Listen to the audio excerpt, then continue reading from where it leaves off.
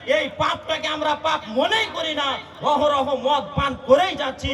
পরিশেষে আপনাকে একটাই কথা বলবো, যদি ইহকালে এবং পরকালে ভালো কিছু পেতে চান তাহলে নেশামুক্ত জীবন করতে হবে আমাকে আপনাকে। মনে রাখবেন, জেনে রাখবেন, যেই ব্যক্তি আল্লাহ ও তার রসুলের সাথে নাফরমানি করবে, আল্লাহ রাব্বুল আলামিন সেই ব্যক্তিকে এমন আগুনে নিক্ষেপ করবেন যেখানে সে চিরকাল থাকবে। তার জন্য রয়েছে অপমানজনক শাস্তি। উপস্থিত আজকের সভার সুযোগ্য সভাপতি, সামনে বসে থাকা যোগ্য আলেমগণ, তারও পিছনে বসে থাকা দিনদার ইমানদার মুমিন ভাই সকল, সাইডে বসে থাকা মায়ের জাত, বোনের জাত, মা, খালা ও বোনেরা, প্রাণ প্রিয় মনিরামপুরবাসী, আজকে আমি আপনাদের এখানে উপস্থিত হয়েছি গুটি কয়েক কথা বলার জন্য। ইনশাআল্লাহ এই 2-1 মিনিটের মধ্যেই কয়েকটি কথা বলে বিদায় নিব।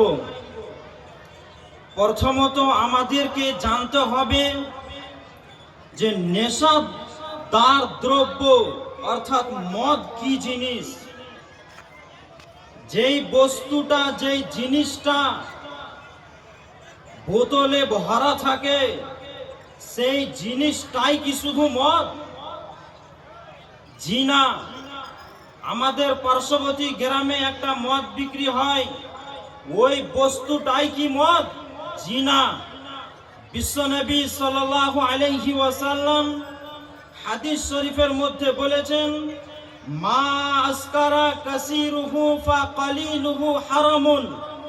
যেই বস্তুটা বেশি পরিমাণ খেলে, যেই বস্তুটা বেশি পরিমাণ খেলে মানুষের হিতাহিত জ্ঞান ঠিক থাকে না, মানুষের বিবেক আচ্ছন্ন হয়ে যায়, মানুষ কি বলতে চাইছে ওটা বুঝতে পারে না।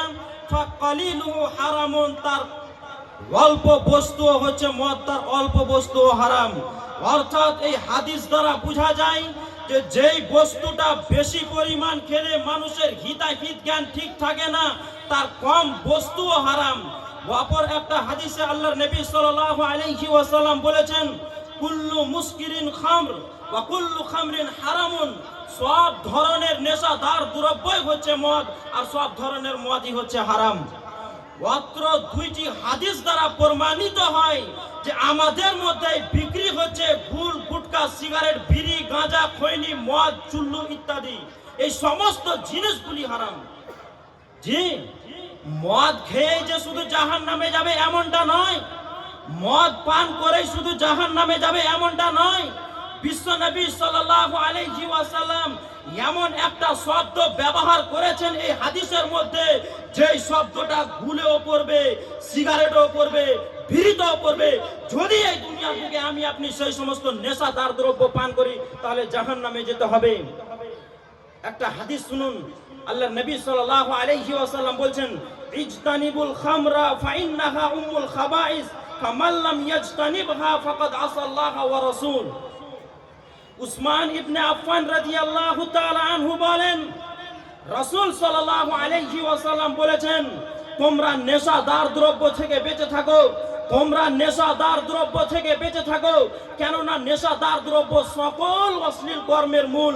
যেই ব্যক্তি নেশাদার দ্রব্য থেকে বেঁচে থাকে না, যেই ব্যক্তি নেশাদার দ্রব্য থেকে বেঁচে থাকে না, সেই ব্যক্তি আল্লাহ ও তার রসুলের সাথে নাফরমানি করে।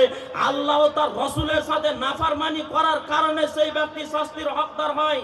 মনে রাখবেন, জেনে রাখবেন, যেই ব্যক্তি আল্লাহ ও তার রসুলের সাথে নাফরমানি করবে, আল্লাহ রাব্বুল আলামিন সেই ব্যক্তিকে এমন আগুনে নিক্ষেপ করবেন যেখানে সে চিরকাল থাকবে। তার জন্য রয়েছে অপমানজনক শাস্তি। জি, এই পৃথিবীর বুকে আমরা মদকে পরিত্যাগ করব, শুধু মদকেই পরিত্যাগ করব এমনটা নয়, বরঞ্চ আমাদের দোকানেই বিক্রি হচ্ছে গুল, গুটকা, সিগারেট, বিড়ি, খৈনি, মদ, এইগুলোকেও আমাদেরকে পরিত্যাগ করতে হবে, নচেত কিয়ামতের দিন জান্নাতে যেতে পারবেন না। জি, একটি হাদিস শুনুন, আল্লাহর নবী সাল্লাল্লাহু আলাইহি ওয়াসাল্লাম বলেছেন, সালাসাতুন ক্বাদ হারামাল্লাহু আলাইহিমুল জান্নাহ। 3 শ্রেণীর ব্যক্তির জন্য আল্লাহ জান্নাত হারাম করে দিয়েছে। এই 3 শ্রেণীর ব্যক্তি আল্লাহর জান্নাতে যাবে না। নাম্বার 1, মুদমিনুল খামর, যেই ব্যক্তি নিয়মিত নেশাদার দ্রব্য পান করবে, যেই ব্যক্তি সর্বদা মদ পান করবে, যেই ব্যক্তি সর্বদা মদ পান করবে, সেই ব্যক্তির জন্য আল্লাহ জান্নাত হারাম করে দিয়েছে। এই ব্যক্তি আল্লাহর জান্নাতে যাবে না। নাম্বার 2, ওয়াল আকু, পিতামাতার অবাধ্যকারী সন্তান যাবে না জান্নাতে। যেই ব্যক্তি পিতামাতাকে কষ্ট দিবে, এই ব্যক্তি আল্লাহর জান্নাতে যাবে না। যেই ব্যক্তি পিতামাতার সাথে ঝগড়া করবে, এই ব্যক্তি আল্লাহর জান্নাতে যাবে না। নাম্বার 3, ওয়াদায়ুস, দায়ুস আল্লাহর জান্নাতে যাবে না। দায়ুসটা কে? আল্লাহর নবী সাল্লাল্লাহু আলাইহি ওয়াসাল্লাম বলেন, আল্লাযী ইউকিররু ফি আহলিহিল খাবাসা, যেই ব্যক্তি তার নিজের বাড়িতে বেপরদা সুযোগ দিয়ে রাখবে, যার স্ত্রী বেহায়া হয়ে এখানে ওখানে ঘোরাঘুরি করবে, যার স্ত্রী বেহায়া হয়ে বেপরদা হয়ে এখানে ওখানে ঘোরাঘুরি করবে, ওই ব্যক্তি হচ্ছে দায়ুস। ওই ব্যক্তির জন্য আল্লাহ জান্নাত হারাম করে দিয়েছে। যাই হোক, এখানে আল্লাহর নবী সাল্লাল্লাহু আলাইহি ওয়াসাল্লাম প্রথম নাম্বারেই বললেন, যেই ব্যক্তি সর্বদা মদ পান করবে, যেই ব্যক্তি সর্বদা মদ পান করবে, সেই ব্যক্তি আল্লাহর জান্নাতে যাবে না। শেষের বেলায় একটি হাদিস বলে ইনশাআল্লাহ বক্তব্য ইতি করব। হাদিসের রাবী আবু হুরায়রা রাদিয়াল্লাহু তাআলা আনহু তিনি বর্ণনা করছেন যে রাসূলুল্লাহ সাল্লাল্লাহু আলাইহি ওয়াসাল্লাম বলেছেন, মুদমিনুল খামর, যেই ব্যক্তি সর্বদা মদ পান করবে, কাআবিদি ওয়াসানিন, সেই ব্যক্তি হচ্ছে মূর্তি পূজকের ন্যায় অপরাধী।